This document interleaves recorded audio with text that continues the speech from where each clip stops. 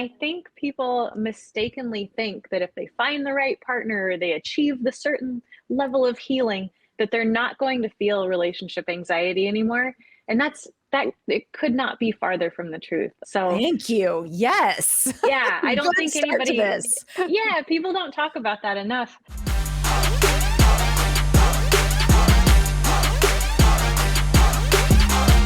This is Relatable, Relationships Unfiltered. Hey, welcome to Relatable, Relationships Unfiltered. Today I'm hanging out with the author of The Anxious Heart's Guide, Rikki Cloos. We chat all about how anxiety shows up in our relationships and what we can do about it. So anxiety in our relationships comes up in so many ways, and we often see a lot of the content that's put out there, a lot of the conversations are often around like being anxiously attached, which I want to talk about. However, anxiety comes up in relationships like way beyond being anxiously attached. What does that look like from your experience and the work that you do?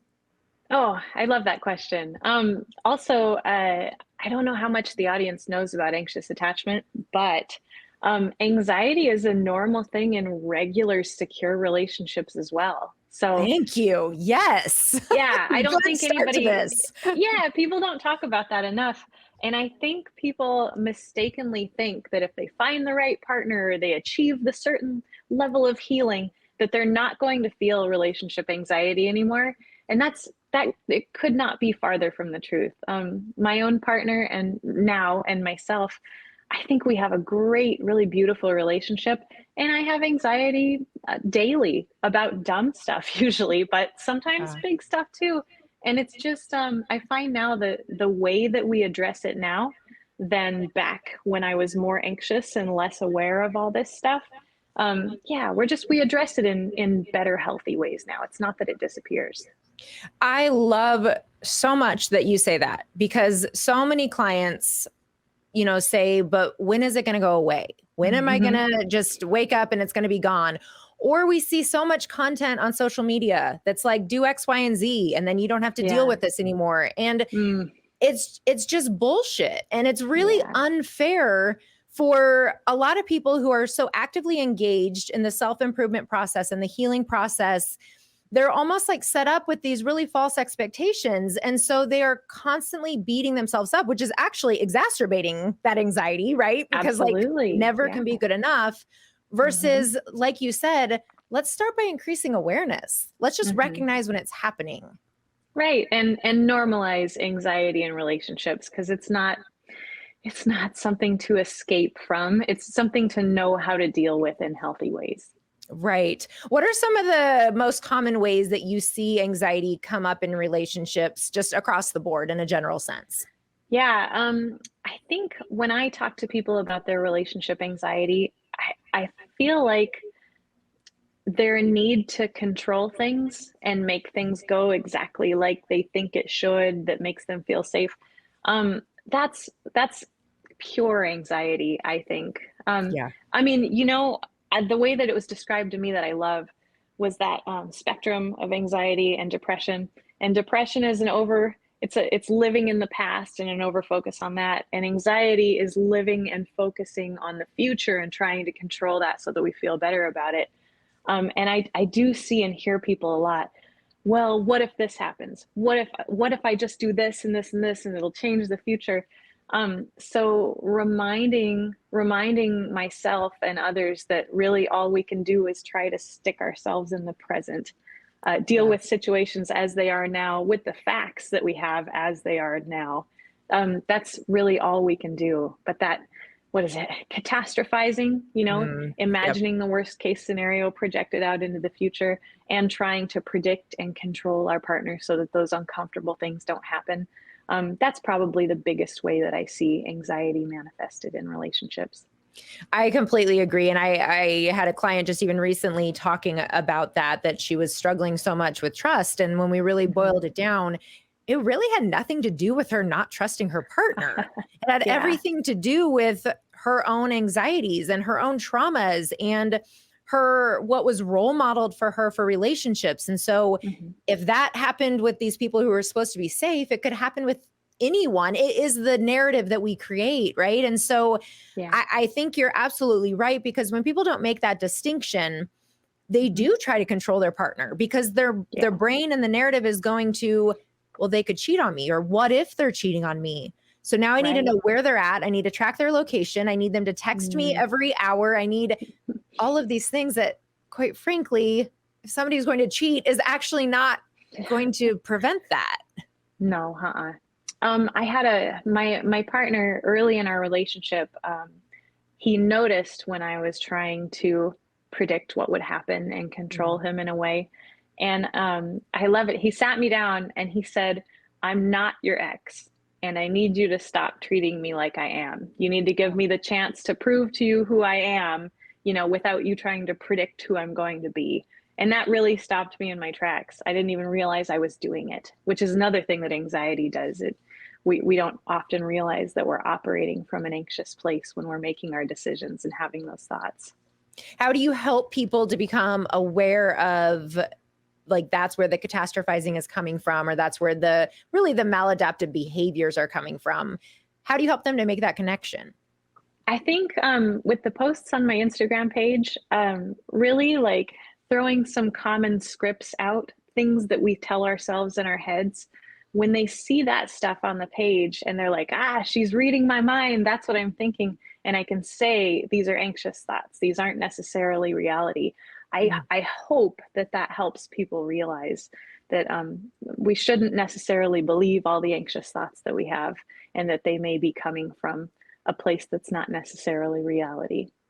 What are some common anxious thoughts that, even on like a post you've done, that you've referenced?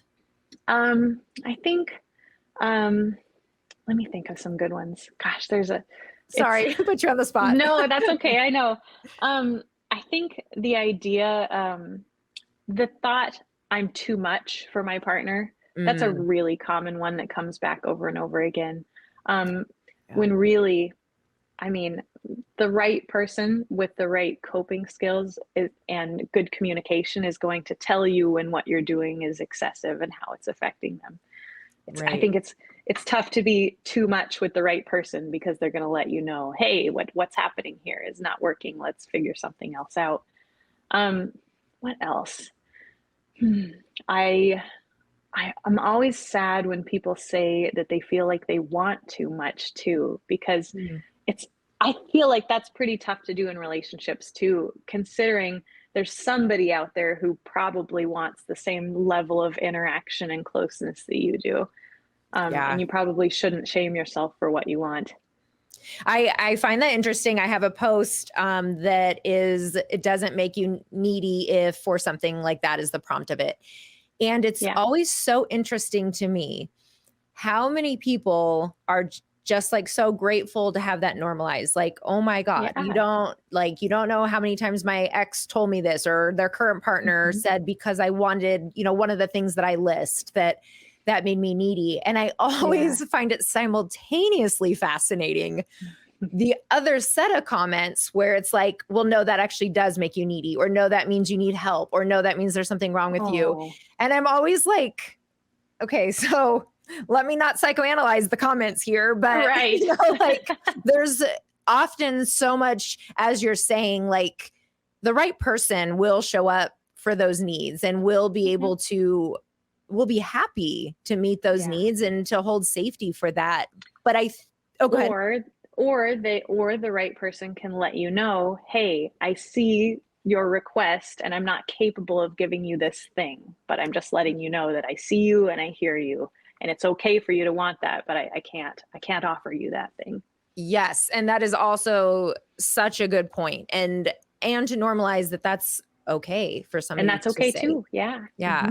Yeah. And then that creates this acceptance, or change is the term that I often use for people. When you're expressing a need, your partner gets to decide, they get to like accept that and decide they're going to meet it, or they're going to say, I can't. And then you get to take that response and you get to decide what to do with that response. Because I hear clients say a lot, well, they refuse to meet my needs. Like there's nothing I can do about it.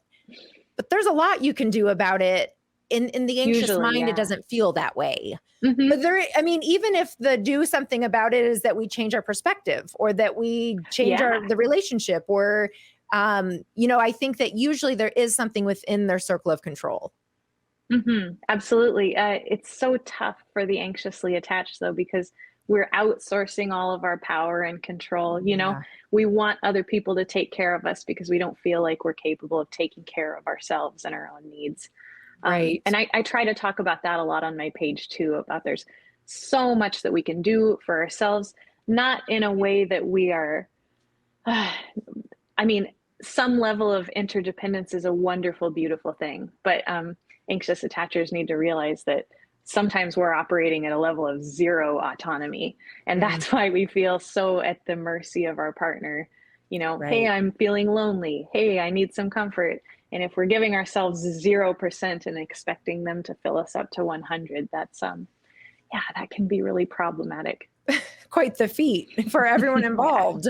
Can you hmm explain for our listeners, like how you would define anxious attachment or an individual who's anxiously attached? What does that look like and where does that kind of come Yeah. from? Yeah. Okay. Since we're kind of off the cuff here and not, Yeah. I'm not going to be reading off anything Nope. scientific, but At all. I, I always, I always caution people against calling themselves anxiously attached when they simply have lots of needs or are worried about things in relationships, because, like we said in the beginning, that's totally normal. Anxious attachment itself would be when we find ourselves with intrusive thoughts about getting closeness to happen when things aren't necessarily worth worrying about. We're kind of inventing a lot of these anxieties. um, we are in fairly normal and healthy situations and we're still feeling great anxiety about it. Or we're very busy chasing emotionally unavailable partners and we don't see anything wrong with that. Mm. And where do you kind of from your experience, where do you see this type of attachment style developing from? So we know from a broad sense, it's coming from unmet needs in childhood and things of that Mhm. nature. But when people lean more into the anxious, where do you see that coming from?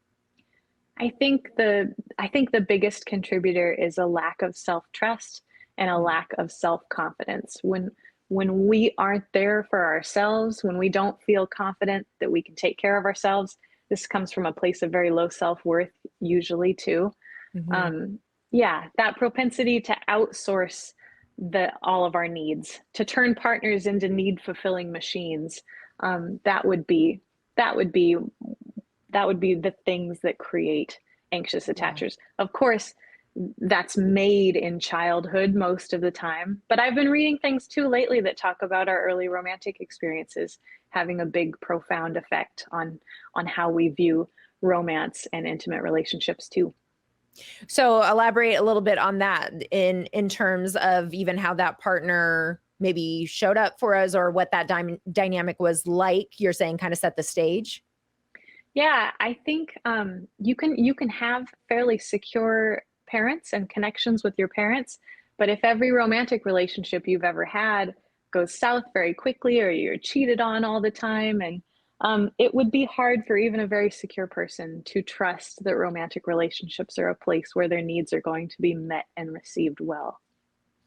Do you feel like this is just curiosity, but hmm if somebody really did have consistently secure parents, because we know that hmm there's the whole population of people, which I was in until about my mid 20s when I got hit with a ton of bricks in the face by a therapist who was like, by the way, your childhood wasn't that great. And I was like, oh, shit. Oh, So, that could be it too, right? Yeah, come to think of it. I know I had the same experience. I thought I would get asked in therapy like, "How was childhood?" And I was like, "Yeah, it was great. It was fine."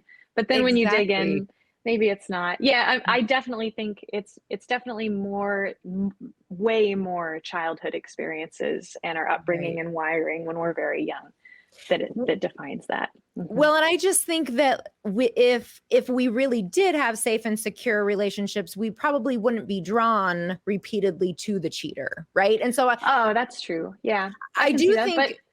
Oh, go ahead.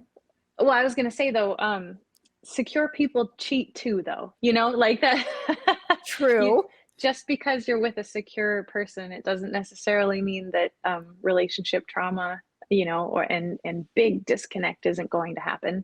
So anyway, maybe that's where those studies are talking about. But I see what you're saying, that sometimes people think and report that their childhood was great and very secure, and it might not be. And because of all of the emotional neglect or the covert trauma or the things that Sure. we research hasn't really started to identify until, recent years. And so, Hmm. and part of that is also the narrative we've had to create for ourselves to survive it, that like, Yeah. this isn't that bad that I'm scared every single day. Like, it's our adaptive This is child traits. normal. Right. Yeah.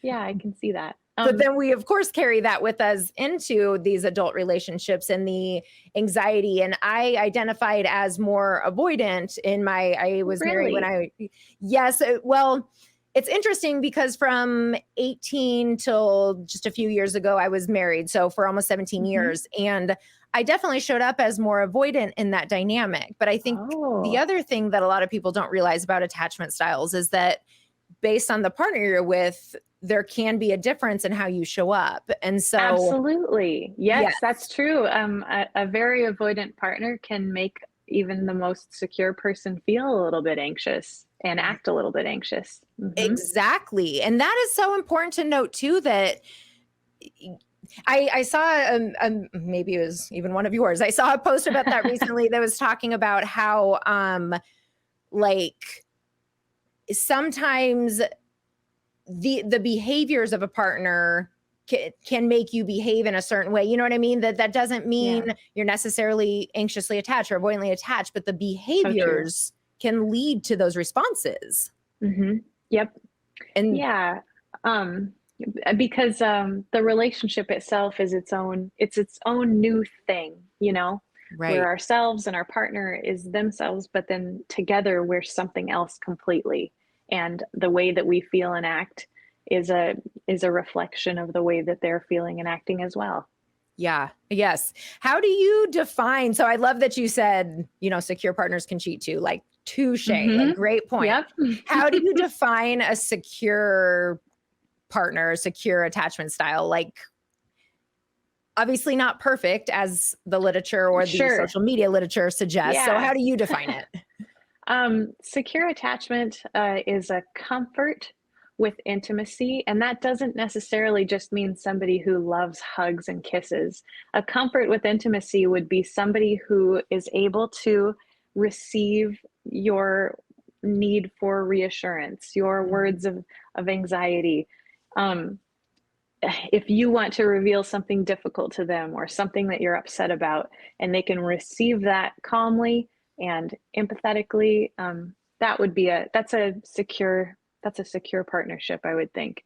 And it would Right. be tough to feel bad or uncomfortable with intimacy with someone like that. Right. And that, do you ever do the Diane Poole Heller attachment quiz? Have you ever used? Sometimes, every Okay. now and then. Yeah, I So like you're, to retest myself regularly to see where I'm at. so you're familiar though, then with the pie chart that, Yeah. Oh, yeah. I love that visualization of attachment styles because it really can show I do that too. you can be over 50% secure. So like, okay, your default Yes. maybe is secure, but then Mhm. for you to also be able to see, but this is how you might show up when triggered or when scared or Yeah. overwhelmed or Oh, totally. I know I hate it when people they slap their label on themselves. I am anxious. I am avoidant. I hate that because it is such a dynamic thing. We have yeah, pieces of all of it, you know. I am by and far mostly secure, but when the stuff hits the fan, I'm as anxious as they get. So, yeah. What type of work do you or have you done around that? So as you increased your awareness around showing up with these anxious mhm. tendencies, how did you really start to reprogram that and start to and I get that it's not perfect and I'm the Oh first to yeah. admit I am far from perfect. So that is not it at all. But what did you start to do to kind of change those behaviors? I think the concepts around cognitive behavioral therapy have been huge. journaling so that I can see the unhelpful thoughts that I have and addressing them directly, like Mm. looking at them and saying, why might this be false? What's another way I could think of and look at that? That's been so helpful.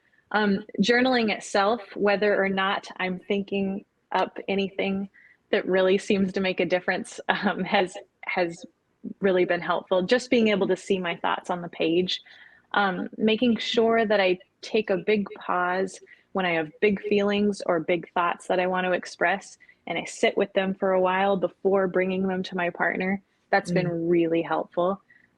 Or sitting with them a while before I bring them into myself and believe them, Mm. that's been really Yeah. big too. Um, What might you I, do with them before you take them to your partner? So like if you're kind of sitting with it and mhm. processing, what does that look I like? like I like to write them down. I like to write out worst case scenario just to get it out of my head so that it's not circling. I like to write down what else may be true. Do you journal? I know that not everybody's into it, and I know some people have a lot of trouble with it. I used to journal like a long time ago, and Mhm. I didn't get as much value out of it as I know that people do. Mhm. I do suggest it as a tool to my clients, though, especially depending on what they're dealing with. And as you're saying, a lot of times with the anxious tendencies, it starts to twirl a lot. So like it's this Yeah. spiral, and so if they can get it out onto get it onto a page, be able to see it, make sense of it. Mhm. I also like it for like containment. So being able Yeah. to make sense of it. Oh, I love that. When you say containment too, it makes me think some of the things that I write down don't make it to my partner. I'll write it down and I'll Ah, go, wow, this is one that I'm actually, now that I'm looking at it on the page, I don't think I'm going to bring that to him. I think I'm just going to sit with it and figure that out on my own.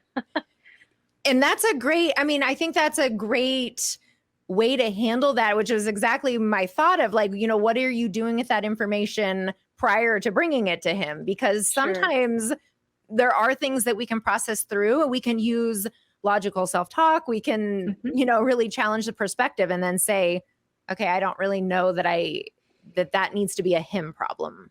Yeah, absolutely. Sometimes too, I've been finding this recently. Some of the things that bother me that I think about, sometimes your partner can't unhear some of that stuff. Some of the Mm, very normal relationship anxieties and doubts that we might have aren't necessarily for them to solve, but they're not necessarily something that we need to share with them either. We have yeah. some thoughts that would maybe just disturb them more than it would do any good to bring out. What do you Yeah, think about that? no, I think that's a great point, and actually was something I wanted to talk about today because, and it sounds like you might be going a little bit of a different direction, which I love. So I want to go both, but even like the accusations that happen a Hmm. lot from somebody who experiences a lot of anxiety. So accusations Hmm. that are unfounded, that it's Yeah. just like, I know you're cheating on me. I know you're texting somebody right now. Hmm. I think Hmm. that falls into the category of what you're describing, that for somebody who is loyal to you and is doing their best to show up for you and to question their character in that way because of your own Yeah. anxiety, I think that would be an example of something that they can't unhear. Yeah, perhaps. Yep. Although I guess if your worries about cheating were that strong, it might be worth, mm, not not accusing them of something, but saying like, I'm really struggling with trust, and I can we have a bigger discussion on that. Yeah. I definitely want to caution people against stuffing too much down. Yeah. Some of the things that I'm talking about are not necessarily, I don't know. It's like maybe if kind of harmless things that your Mhm. partner might do that drive you nuts, that make you think like, why am I even in this relationship? Uh, There's things like that that you might not want to voice out loud, and you might just want to deal with on your own. If it's sure. something if it's something in their behavior that's bugging you regularly, I see a lot of people asking me, like, should I just force myself to stop worrying about this? And it's like, if it's a behavior that they're doing that is bringing up relationship anxiety for you, like they're secretively texting or they're hiding things, like those things are absolutely worth discussing. I agree. I see a lot of clients who that's not the case. So Hmm. it's not their partner's behaviors. It is like really just this really deep fear. Um, Yeah. and and when we start to, and I love when they bring it to me even before, if they can kind of catch that, like, this is a me thing, right? And they Yeah. and we can process through it before, because usually when we use the logical self-talk, and I'm big on evidence logs. So, like, Mm. what is the evidence to support this, or what is the evidence to support that? And when they're like, well, no, I mean, they come straight home. Well, no, I have their passcodes. Well, no, they don't flip their phone upside down. Like Yeah. but it's the fear of what if this happens. But I Hmm. also agree with you that I don't think that that means you need to stuff it down, Right. but you can express that fear without accusing. And I think that's the Absolutely. distinction. Yeah, I like that. So, what advice would you give? That's a message I get all the time. Like, I'm worried my partner's cheating on me. They don't ever give me any evidence for it. They just say that they're worried about it. What advice would you give someone as a good way to address that without accusing them? I would encourage them to start on their own, as you were talking earlier, like take a second and really process through what are the behaviors. Are there behaviors that you're able to bring to their attention that are Hmm. causing you concern? Also, going back to our earlier point, let's say your partner has a behavior of maybe like flipping their phone upside down. Hmm. And because of maybe your previous traumas, that alerts you to their being secretive. So that means there's maybe something going on. Hmm. You are allowed to address that. You're allowed to say, this Mm, behavior yep. bothers me. But as we were saying earlier, your partner is allowed to say, I'm not doing anything wrong, and I am not going to pay attention to what I do with my phone every time. So both is allowed to exist. We hope Hmm. that the receiving partner can say, like, oh babe, I'm so sorry. Like, let me be more cognizant of that and let me support you. But Yeah. that's not always going to happen. But that's where Hmm. I would encourage them to start, is like, what are some of these specific behaviors that are leading you to this fear? Really Yeah. sit with yourself and identify that, and then articulate how you can present that to your partner in a way that is safe and that's not attacking to them, that's not attacking their character, because Yeah. that's when their defense comes up. Oh, totally. Have you read Nonviolent Communication? Bits and pieces, I have it. Yeah. Oh no, you have. I know it's kind of dry, but it's absolutely full of gems. Um, Books like that. Also, I read a lot about assertive communication too, and Mm. learning how to talk to my partner in ways that don't look like me pointing the finger. Really open the conversation up so that it makes it safe to bring up darn near anything with him. What are some maybe tools that you use along those lines, in terms of when you want to present something but you don't want to make him defensive? How might you do that? Yeah, I have one kind of magic trick. I think of it, assuming positive intent. And believe me, that's tougher than it sounds, because when you're worked up about something, it's hard. It's hard to just start from the place that my partner wants what's best for me and us. For sure. But I try to do that even when I don't believe it. So that tends to open the conversation up in a big way. When I say, like, "Hey, I've been having some weird feelings about XYZ. I know that you're a great guy and that you want the best for us, but I still feel like we should talk this one out because I'm losing some sleep over it."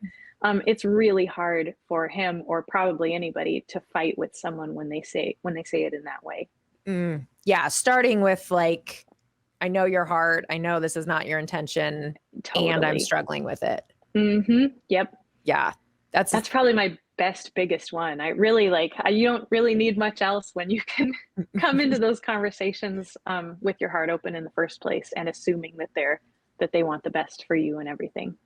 and there's such a difference when even coming into a conversation, like the energy, right? So like, Yeah. the words you use are a powerful thing for sure. And I statements are so powerful, of starting with how you Hmm. feel about something versus what they've done wrong.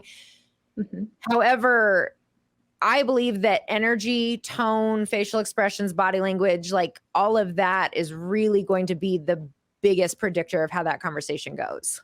Yeah, absolutely. And I do, I have a lot of people ask, like, how am I going to have this conversation with them when I feel so activated and I'm so, and I want to caution people against trying to hide that too. I mean, I've come to my partner before, like literally shaking. I had so much anxiety about something, and I just lead with that. Hey, I cannot believe how much anxiety I feel about this. I'm going to share this with you, and it's not going to come out smooth and well thought out, but let me get it out, and then we can talk about where to go with it from there.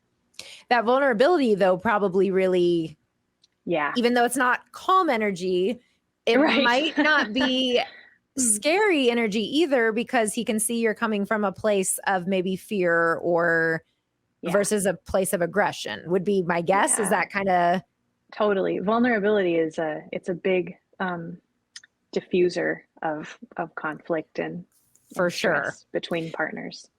So the other aspect of anxiety in a relationship that I want to talk about is that a lot of people don't realize that anger and irritability and reactivity, lashing out, all of that is actually a manifestation of anxiety. And so that's right. And so it gets almost like put in its own category of like, you have anger issues or you can't control yourself, or without either one of them really realizing, because most people don't know. Most people don't realize. Sure. The angry party too. Exactly. Yeah. It was really a very big moment for me when I realized that all these previous partners of mine who I thought were just jerks who loved to hurt me were actually coming into those situations with a lot of anxiety too. It just looked very different from mine. That helped me to let go of a lot of anger and resentment that I had about past relationships, realizing that angry comments were also a type of anxiety. Yeah, because when we go into a threat state and when our fight and flight is activated and all those biochemicals are released, it releases the adrenaline and the cortisol and all of those things that if we had to fight somebody off, like we would be able to. And so when we can't recognize, okay, I'm feeling all of these feelings of the aggression and the reactivity and the overwhelm because I'm afraid, because I'm feeling threatened, we're just focusing on what the reaction is to it versus stopping, which of course, when you're in a threat state, nobody's stopping to like write a pro con list. Like that's not how it works. But when we can develop the skills to say, okay, I am in a reactive state and it doesn't even feel safe to me. So I sure as shit, I'm not coming across safe to my partner. Let me take a minute to regulate this. Yeah, it's so funny. Yesterday, I went to pick up some food for takeout. And I looked left when I was backing out of the place, but I didn't look right. And as I backed my car up, there was a guy behind me carrying his food. And he was so just instantly angry. He hit my car and he was like, "Hey, lady, watch where you're going," right? Just like screamed it. Like other people in the parking lot were looking at me. And I was so embarrassed. And at first, I felt really angry at him. Like, what's this guy's problem? Like, I'm not an inconsiderate driver. I did look one way. It was just an accident. Just not the other way. Right. But then as I was calming down, I thought, that huge display of anger is because he felt threatened, like he literally thought his life was in danger and someone might run him over. And then it helped me. I thought, you know what? I don't have to be angry at that guy. I scared him. No wonder he was so upset. He probably shouldn't have hit my car, but valid. No, but I think that's a good thing to remember when we're facing an angry partner too, is that anger is, and sometimes the threat that they're raging against is the threat of disconnection and a rupture in the relationship. And there's really something kind of sweet about that, Yeah, absolutely. And I think most often that is what they're raging against, that the fear of abandonment or rejection, which is the fear of disconnection. And for a lot of us who struggle with insecure attachment, which everybody to some extent, but for those of us who struggle to a higher degree of it, that it's not coming from nowhere. It's coming from the evidence logs that we've created consciously or unconsciously, feeling that people aren't safe and that they can't be trusted and they are going to leave us at some point. And so it's valid to go into that threat state. And it makes sense. It does make sense. And it's our job to figure out how to regulate it and how to not allow it to scare our partner. That's it's a big point that I try to make on my account, is that like radical self-accountability. Like, yes, we feel afraid. Yes, we have so much anxiety, and it's our job to gather some tools for dealing with that and make our relationship a safe place to be. Yeah. What are a couple suggestions that you might have for, let's say, when a couple gets in that, well, really escalated conflict that is just both people are now in a threat state? How do you suggest that people work to diffuse? Well, if it's really intense or it's happening all the time, I always try to suggest couples therapy. I am not a couples therapist, but I know how wonderful that can be for relationships. That's another thing I try to do with my account, is to point people toward resources that can help them in the best way. Couples therapy can really give couples some communication tools that they might not have, and a safe place to sit down and let the things out. You know, if we don't have good communication with each other, there might never be a safe place or time to let some things out that you're hiding from your partner. Right. I'm a voracious reader. I know not everyone else is, but there are so many great books out there on communicating in a safe way. I encourage everyone to learn more about the different types of communication, like assertive and passive aggressive. I wasn't aware of how incredibly passive my communication used to be before I did more research on that, and how aggressive most of my past partners were, and passive aggressive. When we can learn to communicate directly and assertively, that cuts a lot of the issues out as well. Yes. No, and you're absolutely right. When we're not trying to be mind readers or expecting our partners to be mind readers, there's a sense of safety in that. How did you get into the work that you're doing, with your account and all of that? What drew you to that? Yeah. Well, you said that you were married for a long time. I was married for 12 years. And when that marriage kind of fell apart after 12 years, I say this in my book too, that's big enough that you go, I'm motivated now to learn everything I can about this stuff so that never happens to me again. I accepted that I was at least part of it. I didn't know how much, but I wanted to learn what I did wrong so that I wouldn't repeat it. And when I read 60 books in a single year on attachment and communication and relationships and conflict. And I found after all that reading that things just got dramatically better. And as a writer, I said, I've got to tell people about this. Like, it wasn't even the thought so much, yes, I have something to write about. It was like, my life was really kind of a struggle bus before, and it's going so well now that I really want to share that with people, because I didn't have hope when I started that things would be different or better for me. I remember starting out with all my reading that I was trying to learn how to find someone better. That was my plan. Like, I want to get really good at identifying who the best, healthiest partner would be. And through all the reading, I realized, I was like, I have to be that first before I can find those people and recognize them and even have something go well. But the desire to share what I was learning with others has blossomed into the Instagram account, which I love so much. I love talking to other anxious attachers and giving them tools for dealing with it. Just all of the mental health accounts on Instagram. I've met so many cool therapists and coaches, and there's a lot of great voices on there. Yes, no, I agree. So your book, tell everyone, what it's called and where they can find it. And if you want to elaborate on it a little bit further, I would love to hear about it. Sure. From all of my research and my writing, my book, The Anxious Heart's Guide, was born. It's it's a collection of the best tips and advice that I found from those 60 books that I read in my year of transformation. And my goal was to write the tips and ideas in such a way that the everyman could understand.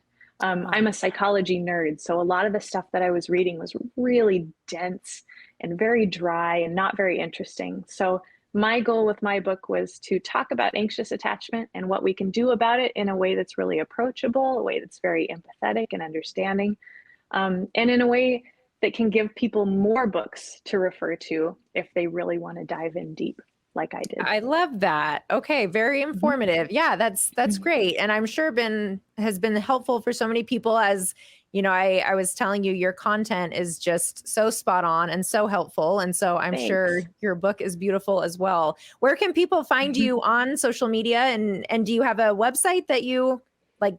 I do. Okay. Yeah. On Instagram, I'm Anxious Hearts Guide, or they could just search for Rikki Cloos.